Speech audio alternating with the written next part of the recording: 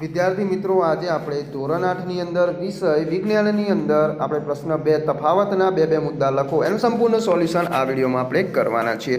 આગળની વિડીયોમાં આપણે પ્રશ્ન 2 સુધી સંપૂર્ણ સોલ્યુશન કરી ચૂક્યા છીએ। વિડીયો તમે ન જોઈ હોય તો આપણી ચેનલ પર જઈને તમે એ વિડીયો જોઈ શકો છો અને ડિસ્ક્રિપ્શનમાં પણ આપણને એ વિડીયોની લિંક મળી જશે, તો ત્યાંથી પણ તમે જોઈ શકો છો। સૌથી પહેલાં છે ચેપ્ટર 7 અને 9। એમાં પહેલું છે નર ગૌણ જાતીય લક્ષણો અને માદા ગૌણ જાતીય લક્ષણો। એમાં આપણે જોઈએ તો ચહેરા પર દાઢી મૂછનો વિકાસ જોવા મળે છે નર ગૌણ જાતીય લક્ષણોમાં, જ્યારે માદા ગૌણ લક્ષણોમાં આપણને દાઢી મૂછનો વિકાસ જોવા મળતો નથી। એના પછી બીજા મુદ્દામાં આપણે લખીશું ખભાનો વિસ્તાર વધારે પહોળો હોય છે। અહીંયા આવશે ખભાનો વિસ્તાર સાપેક્ષે સાંકડો હોય છે। અહીંયા આવશે નિતંબ પ્રદેશ ઓછો વિકસિત છે। અહીંયા આવશે નિતંબ પ્રદેશ કમરની નીચેનો પ્રદેશ અહીંયા ઓછો વિકસિત છે। એના પછી અહીંયા જોઈએ નર જાતીય અંતઃસ્ત્રાવ અને માદા જાતીય અંતઃસ્ત્રાવ। તો એમાં આપણે પહેલો મુદ્દો લખીશું કે નર જાતીય અંતઃસ્ત્રાવ ટેસ્ટોસ્ટેરોન છે, જ્યારે માદા જાતીય અંતઃસ્ત્રાવ ઇસ્ટ્રોજન છે। બીજો મુદ્દો લખીશું તે શુક્રપિંડમાંથી સ્ત્રાવ પામે છે। અહીંયા આવશે તે અંડપિંડમાંથી સ્ત્રાવ પામે છે। પછી છે સ્થિત ઘર્ષણ બળ અને સરકતું ઘર્ષણ બળ।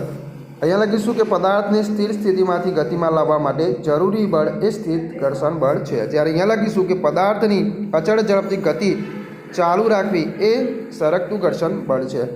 અહીંયા લખીશું સ્થિત ઘર્ષણમાં વધારે બળ લગાડવું પડે છે, જ્યારે અહીંયા આવશે સરકતા ઘર્ષણ બળમાં ઓછું બળ લગાડવું પડે છે।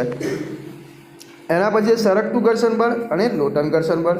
અહીંયા લખીશું આપણે સરકતું ઘર્ષણ બળમાં કે પદાર્થને અચળ ઝડપથી ગતિ ચાલુ રાખવા માટે જરૂરી બળ એ સરકતું ઘર્ષણ બળ છે, જ્યારે અહીંયા આવશે જ્યારે કોઈ એક વસ્તુ બીજી વસ્તુની સપાટી પર ગબડે છે ત્યારે તેની ગતિને અવરોધતા બળને લોટન ઘર્ષણ કહે છે।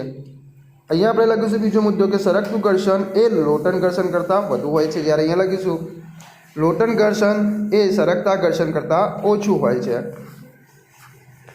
એના પછી ચેપ્ટર 10 અને 13 એમાં આપણે લખીશું ઘોંઘાટ અને સંગીત। અહીંયા આવશે તે કર્ણપ્રિય નથી, જ્યારે અહીંયા સંગીતમાં લખીશું તે કર્ણપ્રિય ધ્વનિ છે। ઘોંઘાટમાં લખીશું સંગીતના વાદ્યોની જરૂર પડતી નથી, અહીંયા આવશે તેમાં સંગીતના વાદ્યોની જરૂર પડે છે। પછી શુક્રકોષો અને સળીકોષો, શંકુકોષો અને સળીકોષો। તો અહીંયા આપણે લખીશું આના દ્વારા તીવ્ર પ્રકાશની સંવેદના મેળવી શકાય છે। અહીંયા આવશે સળીકોષો દ્વારા ઝાંખા પ્રકાશની સંવેદના મેળવી શકાય છે। અહીંયા આવશે બીજો મુદ્દો રંગ પારખી શકે છે, અહીંયા આવશે રંગ પારખી શકતું નથી। પછી છે અહીંયા કોનિયા અને અહીંયા આવશે રેટિના। તો કોનિયામાં લખીશું કે આંખની આગળનો પારદર્શક ભાગ છે। અહીંયા રેટિનામાં લખીશું આંખની પાછળના ભાગમાં આવેલું સ્તર છે।